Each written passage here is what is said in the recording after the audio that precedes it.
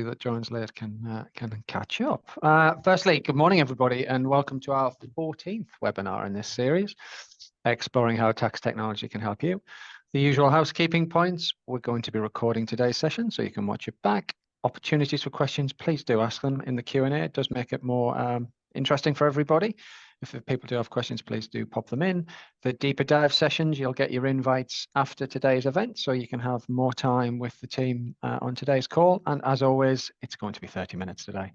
So on to the main event. I'm Ian Bowden. I'm the tax partner and head of our tax automation group. And this series, as you know by now, explores the art of the possible. All our previous events and on our website and on our YouTube channel. So please do like and subscribe and be kept up to date with all of the new changes that we're putting through on there. So today's session, it continues to be an incredibly topical and our most requested subject at the moment. And it forms part of our series looking at both year-end and Pillar Two. It's definitely time to take that holistic look at the how within your organization. With Pillar Two now here, MTD around the corner, we're seeing how these regulatory changes are helping us build those business cases. I'm really, really excited to be joined today by Michael and Lucia from Wolters Kluwer. They're responsible for the Wolters Kluwer, the CCH Integrator platform. It's a global compliance and reporting platform. It covers quite a lot of ground, and I'm bound to miss some out, so Michael will correct me, but we've got CBCR, Pillar Two, compliance, VAT, provision, and a few more on that list. So really do appreciate Michael and Lucia joining us today, and they're going to be doing the lion's share of the talking. But before we get to the integrator team, as always with these sessions, we do like to provide a quick market view on today's topic. And joining me this morning to discuss all things data and Pillar Two is Ben Murray, one of our senior implementation specialists. So Ben, over to you. Thanks, Ian. So I'm Ben Murray, and I'm part of the tax automation and innovation team here at BDO, helping clients improve their tax processes through the use of technology.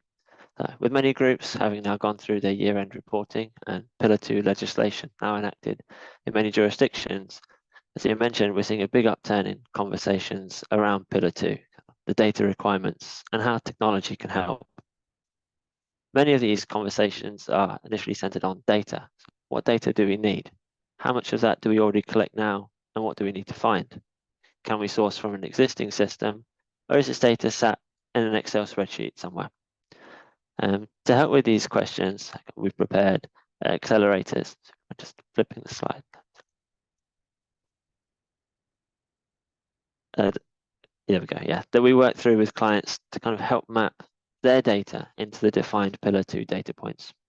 So we have shown in green, kind of in this example, are some of those that we expect might be easier to locate and already exist in a system, such as that used for financial consolidation or even a tax provisioning software, down to those shown in red, where we expect these are kind of more unlikely to already be in a system and kind of sat in an offline calculation in an Excel spreadsheet somewhere. So working through these accelerators with clients, we can help build up sort of Pillar Two data catalog to help with sourcing and populating all of the required data for the various Pillar Two calculations. And if you could flip back, Natalie. Thanks. Once the data side is understood, it's then looking at the process, kind of how best to collect this data going forwards, perform the Pillar Two calculations consistently, and ensure the relevant rules are applied. So this is where systems can help, and often we find that the Pillar Two can provide a compelling business case to improve the tax reporting process as a whole. With all the complexity in data sourcing and calculation, we're finding that the vast majority aren't looking to build their own technology solution. We see that clients are looking to the market and how they can benefit from vendor innovation and handle their Pillar Two obligations. Generally, the question isn't, should I implement a technology solution, but rather, which should I choose? And the technology market for Pillar Two has responded really well to this demand, with a number of vendors offering solutions with varying levels of support and functionality, ranging from kind of consolidation system modules to more dedicated point solutions. And with so many available, that's where us at BDO come in.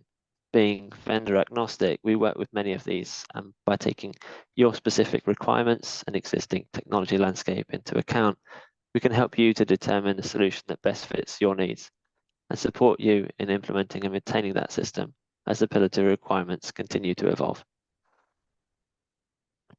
Thanks, Ben. I think that's really interesting in terms of the work we're doing at the moment. A lot of it is around, a lot of groups will have done things like readiness assessments and impact assessments and things like that. But with the vendor selections, there's a point around needing to understand where your data is, what's there and what needs to be calculated. And that's becoming quite a big task for us, particularly with the volumes of data that are there. But appreciate the introduction. Michael, thanks for joining us this morning. Over to you. You've got 20 minutes, if that's okay. No worries. Thanks, Ian, and thanks, Ben, for the introduction. And again, a big thank you to the BDO team for having both Lucia and I here today.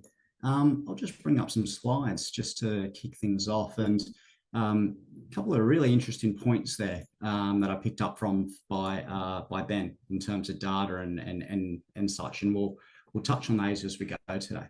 So my name is Michael Vassilieff. I'm the Global Sales Director for the CCH Integrator platform, which is a Wolters Kluwer product. A little bit about Wolters Kluwer. I'm sure most of you in the industry would know who we are as the world's largest provider of tax and accounting information. But as an organization, we serve 95% of the Fortune 500 companies. We serve organizations and customers in 180 plus countries, and we ourselves have operations in 40 plus of those. We're over 20,000 employees globally and have revenues per year of over 6.5 billion euro. Taking it into CCH Integrator as a platform. What do we see when people integrate CCH Integrator to help with their tax compliance and reporting needs? They see over 35% efficiency gains. Those gains are experienced by 15,000 users globally, 400 plus multinational corporations with work in over 80 countries. And globally, we are used by many of the top 10 firms in terms of providing and using our software services. Around CCH Integrator, and I mentioned that we're a platform, and this sort of relays into something that Ben mentioned a little bit earlier around that data capture process. Do you look at a tax provisioning system, or do you look at Excel to help you with that data? At CCH Integrator, we actually cater to both of those needs. But why do we exist as a platform? We are a tax platform for tax people. And our main purpose is to help you reduce the time and risk associated with your tax calculations. We are a cloud-based, non-jurisdictional specific, user configurable system. Customers of ours use the platform with over 1,000 entities in 100 countries, hence that non-jurisdictional specific. And who do we serve? Over 400 plus multinational tax organizations out there. We are tax technology by tax for tax, and we are broken down into a modular platform-based approach. Our Pillar 2 module has been recently developed and launched into market with customers across the globe already utilizing our service. We have built it in accordance and guidance of the OECD rules and compliance, stating that tax provisioning, that bottom-up approach, is the correct way to approach your Pillar 2 obligations. We provide a direct tax provisioning module as well that is included in the product, as well as country-by-country reporting and work papers, which Lucia will touch on as we go through the demonstration. The CCH Integrator platform is broken up into 3 areas. Down the bottom is our core, which is your tax engine. Security, audit trail, automation, currency conversion, e-filing when it comes to Pillar 2 for your lodgement of your globe returns. Language translations, I recently learned we translate our platform into 42 languages. At a design level, workflow, checklists and questionnaires, data management, validation, reports and analytics to move you through the process of how you capture, calculate, and then communicate your data. And they're 3 C's that Lucia will touch on shortly. And I mentioned multiple times, we are a platform approach.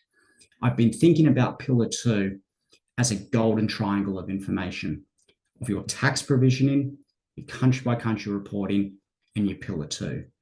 CCH Integrator's key differentiator in market is that we provide all of these, as well as indirect tax, and work paper management in a single platform, available through one login and being able to use globally in terms of your compliance needs.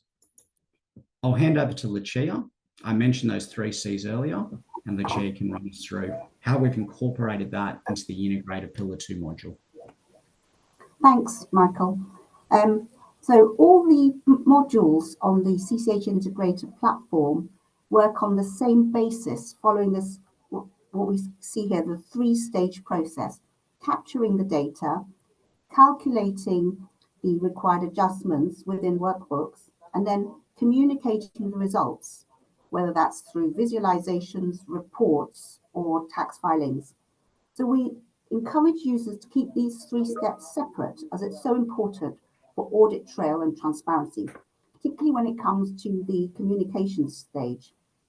So if users want to make any changes to an output, for example, we get them to go back to the source of the change, which will typically be because a data source needs to be updated, or an assumption or calculation needs to be changed. So it's either going to be at the capture or calculate stage.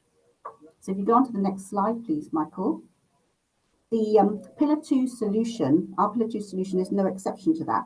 And this slide shows you in overview how the existing functionality within Integrator has been used in the Pillar 2 solution. So essentially, we've got 2 types of calculation file in Integrator. You have your normal workbooks, and those are the ones which are being used for the constituent entity data gathering, so be that entity attributes or financial information. And then you've got aggregated workbooks, which take the data from the individual workbooks to work out the Pillar 2 calculations at jurisdiction level. So the data goes in, you've got the calculations in the calculate stage, at individual entity and then jurisdiction level, and then all of that then generates the outputs, be it whether the group as a whole passes the threshold, because what we're seeing is a lot of companies haven't passed the threshold but are monitoring it for the next few years, or it could be you pass the threshold and whether the safe harbors apply and that sort of thing. So the capture, calculate, communicate piece goes throughout the work that we do. Now, I'm going to go into the platform to show you, to give you a quick overview of the module. So just checking you can see my screen. Yes, we have it, Lucia. Thank you. Thank you. So whether you're using Integrator for tax provision or CBCR or indirect tax, whatever it is, everybody goes in via the same landing page that you see here. Everyone starts at this workbook selection screen.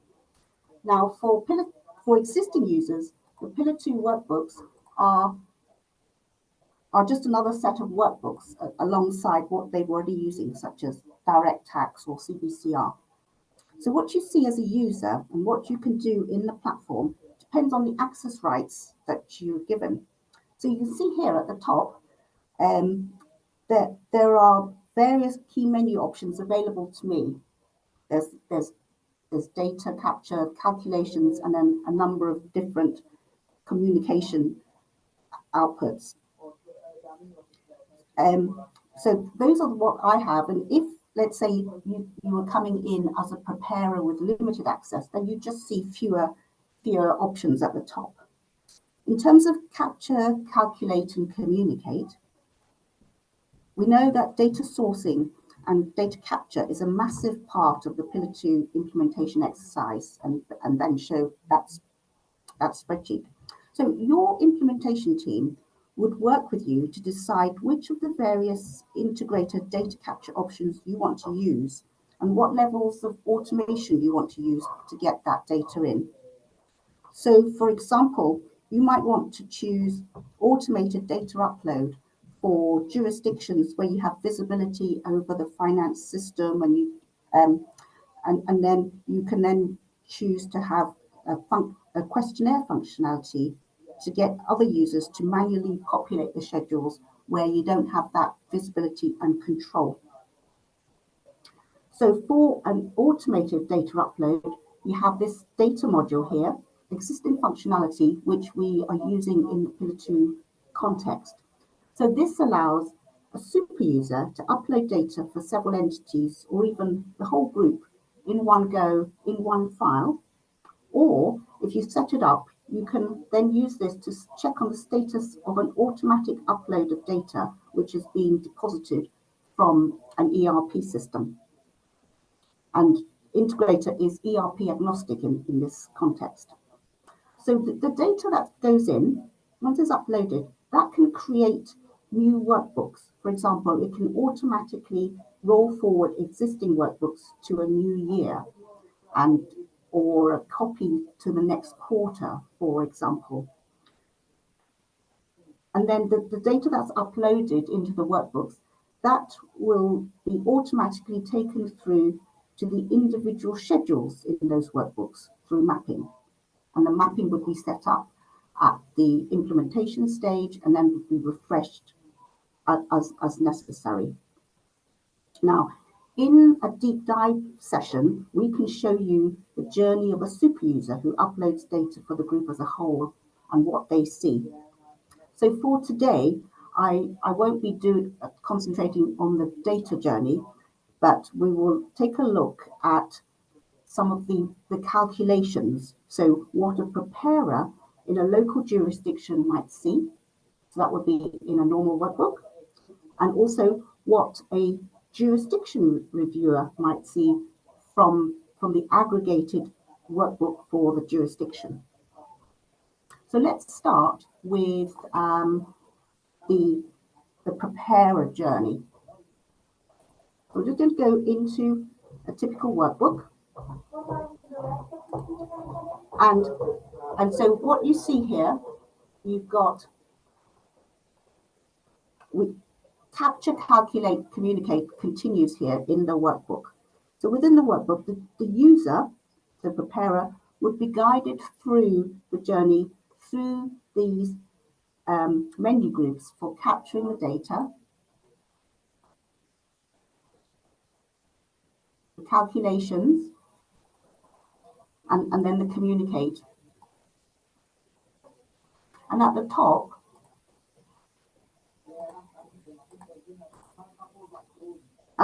there are workflows and checklists to guide the user through the process and to record sign-offs, as you can see here, example here.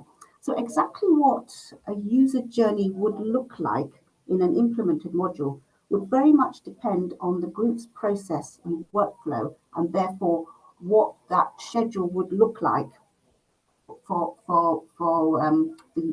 the users, from the different users who are in that journey. So, for example, what we're seeing is that we have some groups who just want to load in the data for the first of the transitional safe harbor tests. So they would just load in data that are relevant from their safe harbors, and then see which tests they apply before going in to source the data they would need for the global effective tax rate, for example. Now, in terms of the process that each group has then, in that sort of scenario, there would be typically a super user would load in the data from the CBCR workbooks, and then they would basically check for validity accuracy from the perspective of the individual preparers. Now, depending on how that group chooses to do that data capture piece, there may not actually be very many process steps for the preparer to do other than to check for the accuracy of the data that's been uploaded. And this is because once the workbooks have been populated with the data, the calculations, for example, for the revenue threshold and the transitional safe harbor tests and the global effective tax rates allocations, those will run automatically. And this is where this decision tree or workflow, which you see here, can be so useful for the individual constituent entity level